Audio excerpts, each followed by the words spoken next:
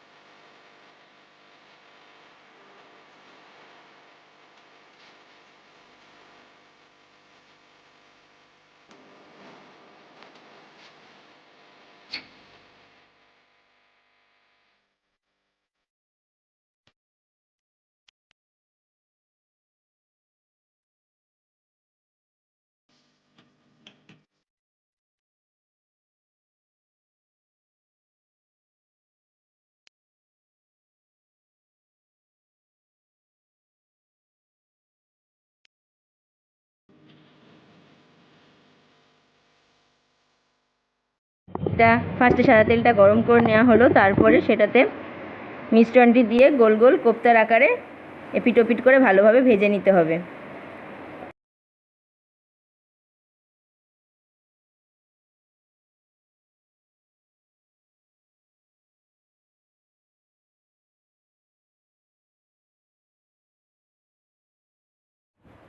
ভাজা হয়ে গেলে এটা একটা বাটিতে তুলে নিতে হবে আস্তে আস্তে।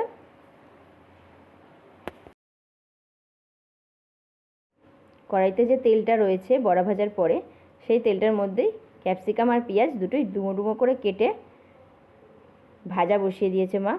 তার মধ্যে নুন দিয়ে দিতে হবে পরিমাণ মতো, যাতে ভাজাটা নরম নরম হয়।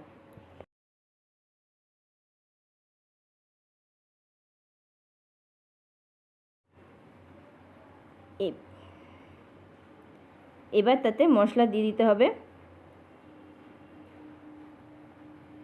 আদা বাটা, লঙ্কা বাটা আর রসুন বাটা পরিমাণ মতো মশলা এখানে দিয়ে দেব।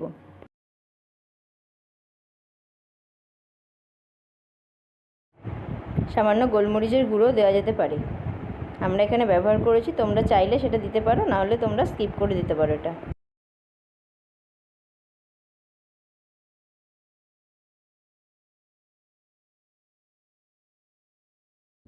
এবার এখানে সসটা দেওয়া হবে। সসটার মাপটা হবে half cup tomato sauce, 1/4 cup chilli sauce, 1/4 cup soya sauce. এই কনসিস্টেন্সিতে সসটা দিয়ে দিতে হবে। এবার এটিকে ভালো করে নেড়ে চেড়ে মিশিয়ে নিতে হবে, সবজিগুলো যাতে কোনোভাবে সাইডে থেকে না যায়, সসটির সাথে ভালোভাবে যেন মিক্স হয়ে যায়। এবার মশলাটা কষিয়ে নিতে হবে ভালো করে। তারপরে এটাতে পরিমাণ মতো জল দিতে হবে। জল এখানে বেশি পড়বে না, কারণ এখানে জিনিসটা একটু গ্রেভি হবে, চিলি চিকেনের মতনই একটু গ্রেভিটা মোটা ঘন হবে। তাই জন্য জল পরিমাণ মতো দিয়ে ঢাকা চাপা দিয়ে দিতে হবে। 7-8 মিনিট পর ঢাকাটা খুলে দেখলাম যে ঝোলটা ফুটছে।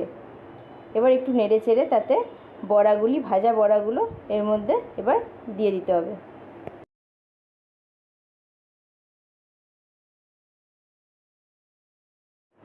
আরও 3-4 মিনিট এইভাবে ফুটতে দিতে হবে। 3-4 মিনিট ফোটার পরে বড়াগুলি বেশ বড় বড় সাইজের হয়ে যাবে, কারণ ওটা ঝোল অ্যাবজর্ব করেছে। আলু চিলি হয়ে গেছে। এবার আলু চিলিটা নামিয়ে রাখা হচ্ছে দুটো বাটিতে ভাগ করে, এবেলা একটা ওবেলা একটা। তো তোমরা রেসিপিটা দেখলে কেমন লাগলো কমেন্টের মাধ্যমে অবশ্যই জানিও। ভালো লাগলে একটা লাইক করো। আর এরকম দারুণ দারুণ রেসিপি পেতে গেলে আমার চ্যানেলটিকে অবশ্যই সাবস্ক্রাইব করে আমাদের পরিবারের অংশ হয়েও। ওকে, বাই।